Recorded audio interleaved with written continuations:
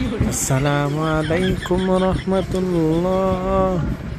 ও আমার প্রাণের বন্ধু মাওলানা বদরুল বিন ফিরোজি, কি খবর আপনার? আমাকে জানাবেন কোথায় আছেন বাবি জান, কেমন আছেন?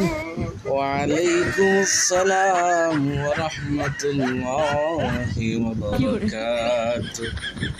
হ্যাঁ আমার প্রাণের বন্ধু, হ্যাঁ হ্যাঁ আমি ভালো আছি। ভাবি জানের বাড়িতে আছি, আমি আমার জায়গায় আছি।